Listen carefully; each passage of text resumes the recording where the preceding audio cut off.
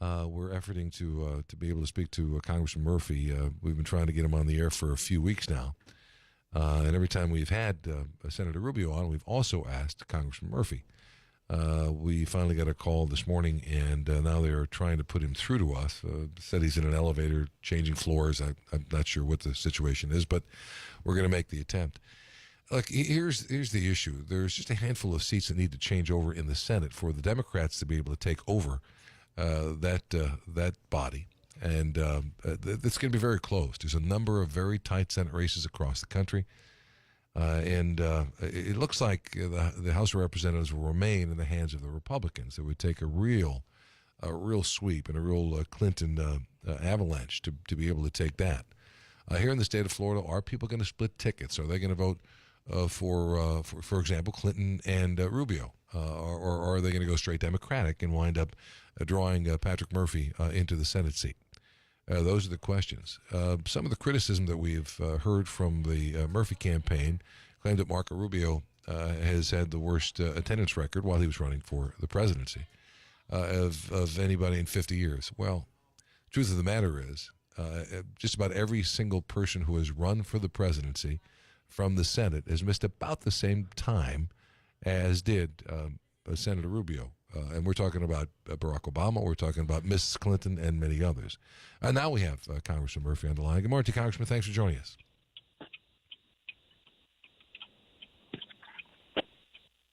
I can hear you breathing, Congressman. Are you there?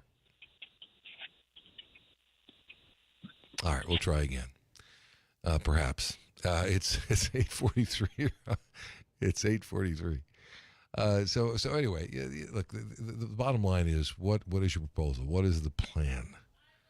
I mean, part of what the president said, if you look at the commercial for in support of Patrick Murphy, was that he helped him keep Social Security the way it is. Well, I'm wondering, what was the proposal to change Social Security? Now we do. Congressman, are you there? Patrick Murphy, you there? Yeah, it's Jimmy Seffel. Good to talk to you, Congressman.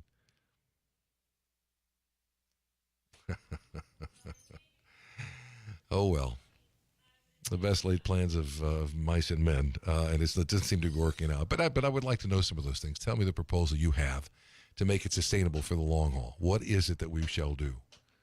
I remember that one member famously said from the House of Representatives, yes, our plan is Social Security. That is our plan. Well, it's wonderful. That's wonderful, but how in the world do you keep it sustainable for a longer period of time?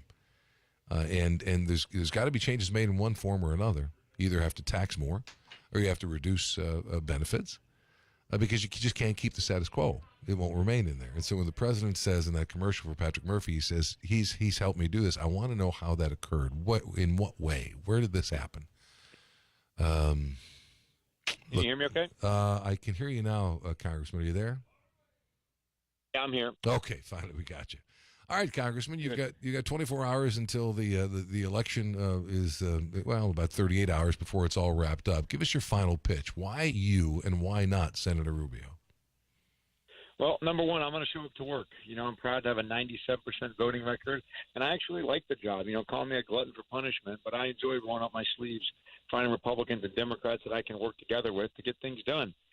Senator Rubio tells us he doesn't like the job. He doesn't think the Senate's an effective place to get work done, which, of course, explains why he has the worst voting record of any senator from Florida in nearly 50 years. You're talking about absentee. Well, Congressman, hang on. Absentee. Look, you're talking about not being there while he was running for the presidency. He has about the same record as did Senator Barack Obama or Senator Hillary Clinton. So what issue do you have with Jimmy, them when they were running? Just to clarify? Yes. Jim, just to clarify? Yes. When he got to office in 2011, yes, until he started running for president, he had the worst attendance record of any senator in the country. Yes, but obviously skewed. That's not doing Florida justice. But obviously skewed by what happened while he was running for the office. No, that's the stats before he even announced. He had the worst voting record. So this attendance problem has followed Marco Rubio his entire career. I mean, when he was in the state legislature, he was put on the special panel for the 9/11 Commission, and he missed so many hearings that the chairman of the committee actually had to call the Speaker of the House and ask if he should stay on the committee because his attendance was so bad. This was after being on the 9/11 commission to see how we keep our country safe, and Senator Rubio wasn't even there for that. So your argument then, your final pitch then, is because Senator Rubio was not there often enough in the state legislature or in the Senate, and that's why you should be the senator. Well, look, I mean, I'd love to talk issues too, because let's talk one. Let's talk one. Difference between us. Let's talk one. The president in one of your commercials says that you helped him preserve Social Security. I'm wondering how that happened. And number two, what is your plan to sustain Social Security? Well, when there's a big difference, first of all, between Senator Rubio and I on these issues, and there's a bill out there, the Ryan plan, and there's several proposals that have been put forward that Senator Rubio has supported that privatize Social Security. In what way? This puts our money on Wall Street. It privatizes. Mm-hmm. That puts, instead of it going to the Social Security system that we have now, it puts it all in a private market, in the markets, and it completely changes fundamentally how Social Security is delivered. Number two, Medicare. Right, he wants to turn it into a voucher program. That is a complete change from what we have now, and I have fought against those attempts to allow that to happen, as has the president and many other Democrats. Okay, Congressman, what is your plan? I'm trying to give me your pitch why people should vote for you. What is your plan for? Yeah, so with Social Security, if we raise the cap, you add decades of life to Social Security, and it's a sliding scale. So it depends on how quickly you want to move it and how high you want to go. But just by moving it to $150,000, right now you pay into Social Security until you make $118,500. If you move that cap up, you add decades of life to Social Security. So there are easy fixes. These programs are not entitlements. These are programs people have been paying into their entire life. Mm-hmm. And as you know, you've seen the numbers. So many seniors are relying on Social Security and Medicare for 100% of their benefits. They deserve more. They deserve better. So you want to increase taxes, and you believe that'll sustain the program for a longer period of time. Well, it's raising the cap. It's making sure it's raising taxes. Their fair share. Well, okay, your fair share. I'm wondering, and you're one of the 1%ers. I mean, many of us are. I'm not embarrassed by that. I'm wondering where you think the quote fair share is. How much of the nation's bill should be paid for by that 1%? Where are we now? We're at what, 60 or 70%? How big is that number? Yeah, well, look at the corporations that are paying zero in effective tax rates. Right. Look at the wealthiest few. Look at Donald Trump, who it appears hasn't paid taxes in 20 years. Well, we don't know that. That is not patriotic. Congressman, we don't know that. Okay. Congressman, we don't know that. Well, you don't know that, and I don't either.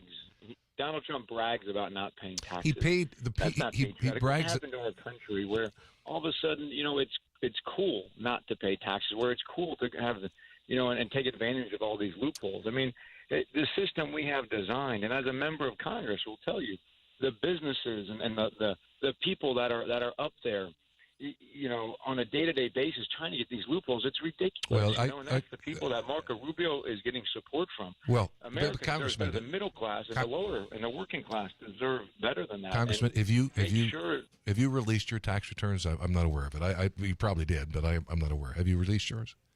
I pay a 32% tax rate. Yes, but and Congressman, do a personal financial disclosure. So you did release your tax returns? I haven't. I released my personal financial disclosure, which actually has more information than a tax return: assets, liabilities, net worth, everything. Yeah, but a lot of that can be. Yeah, but that's the question. No, I mean, it can't, unless you're Donald Trump. No. Well, look, we that's a very important question. Whether or not you released them, and quite frankly, I'm surprised that you haven't, and you want to go down that road with it. But anyway, Congressman, I would love to talk to you about it. I've enjoyed this conversation. I hope you have too, and the best of luck tomorrow to you. Thanks, Jimmy. All right, thank you. That's Congressman Patrick Murphy. I thought he had released them. I wasn't going down the road to try.